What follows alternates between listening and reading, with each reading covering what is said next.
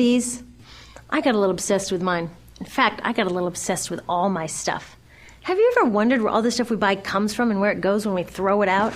I couldn't stop wondering about that, so I looked it up.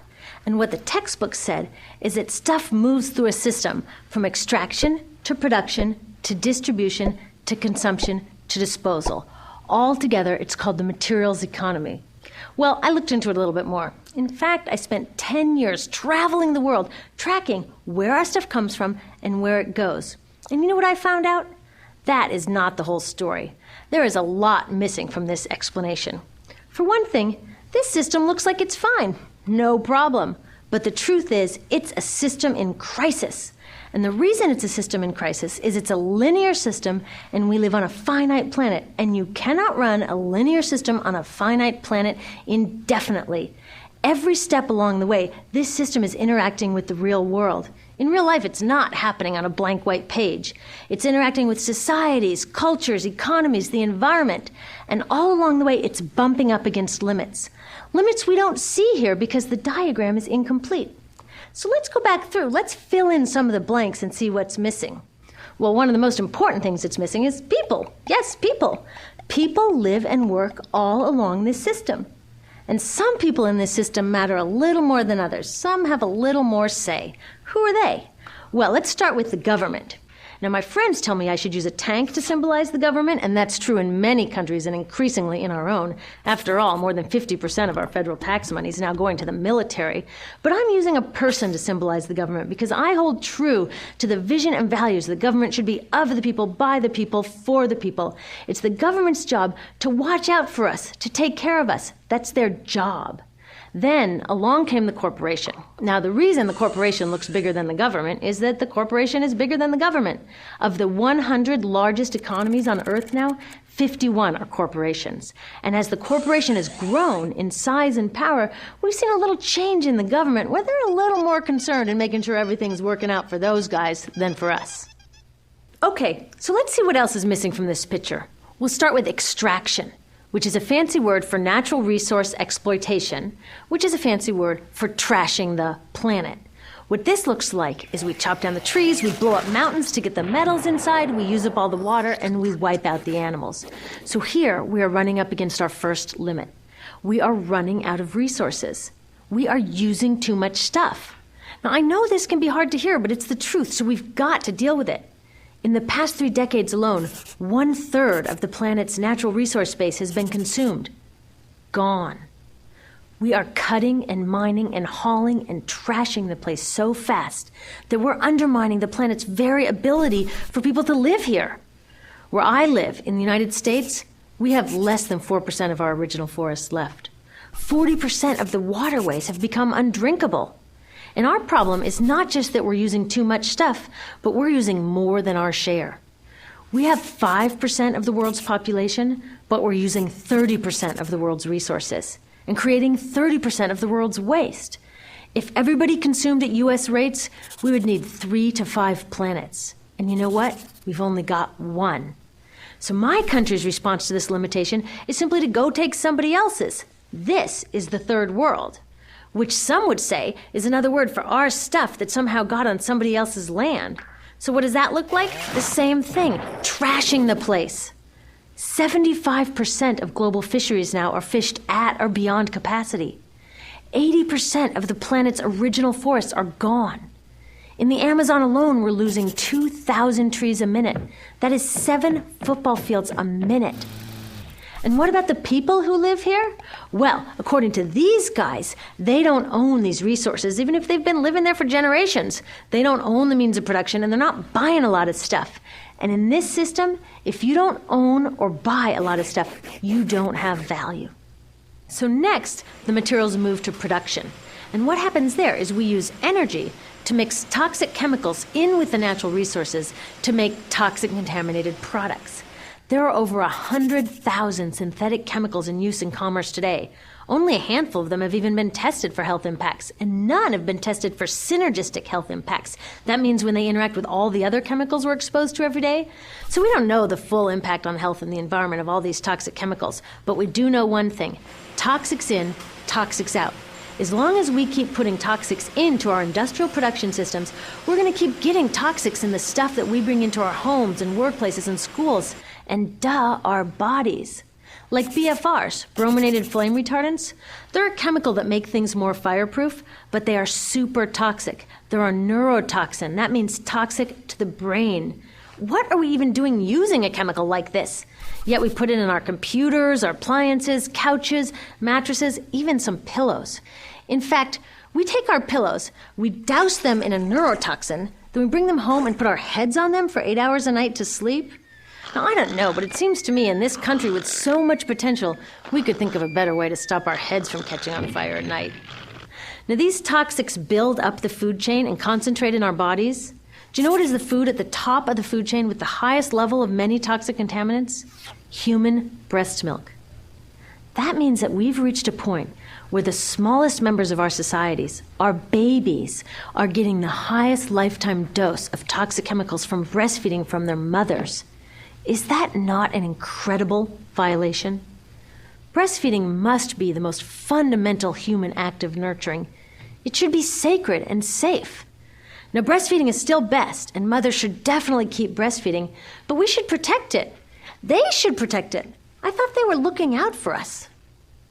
And of course, the people who bear the biggest brunt of these toxic chemicals are the factory workers, many of whom are women of reproductive age. They're working with reproductive toxins, carcinogens, and more. Now I ask you, what kind of woman of reproductive age would work in a job exposed to reproductive toxins except for a woman with no other option? And that's one of the beauties of this system. The erosion of local environments and economies here ensures a constant supply of people with no other option.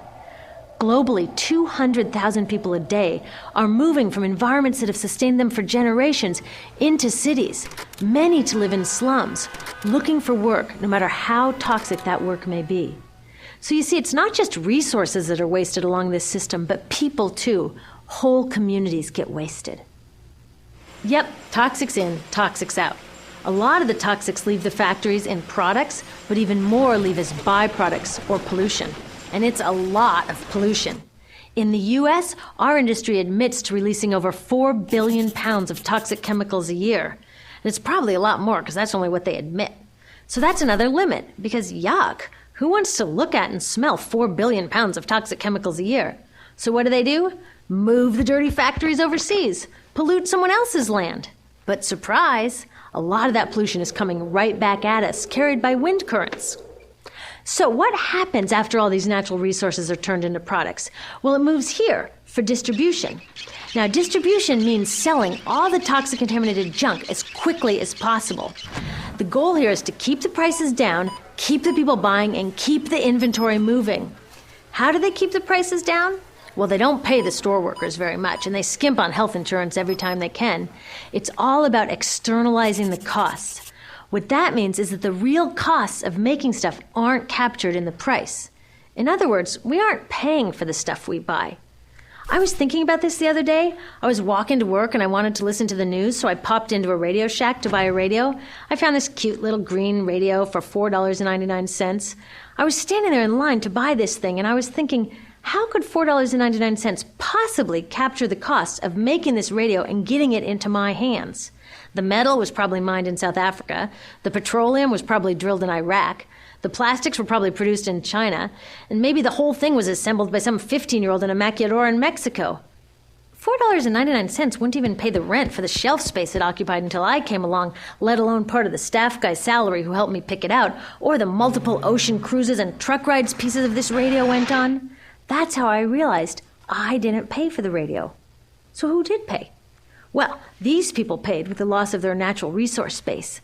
These people paid with the loss of their clean air, with increasing asthma and cancer rates.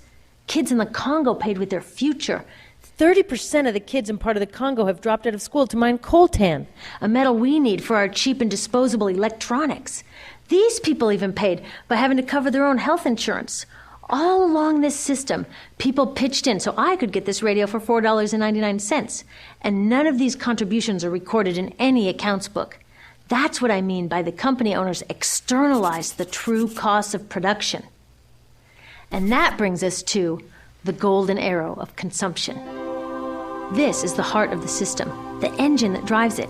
It is so important that protecting this arrow has become the top priority for both of these guys.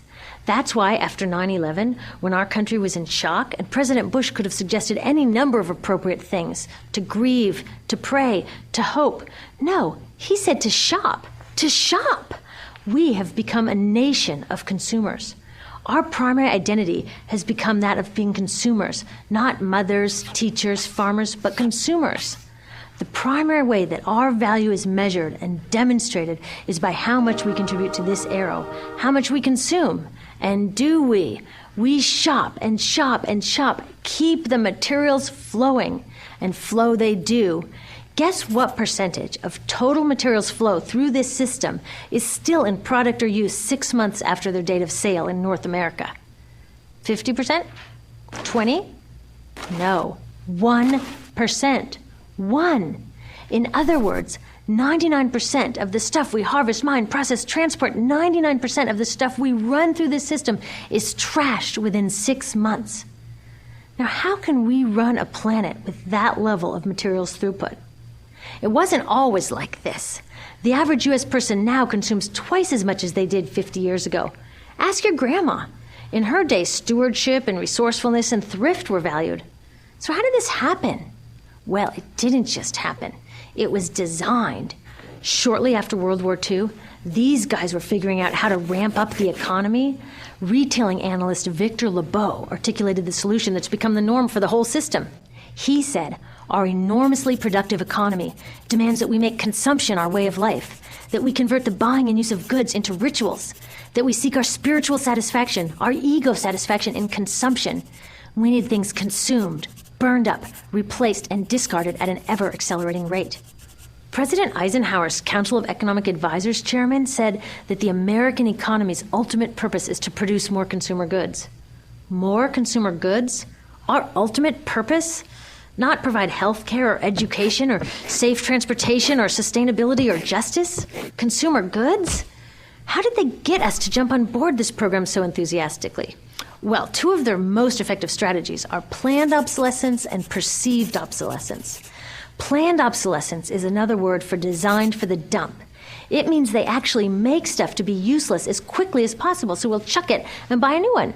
It's obvious with things like plastic bags and coffee cups, but now it's even big stuff. Mops, DVDs, cameras, barbecues even, everything. Even computers.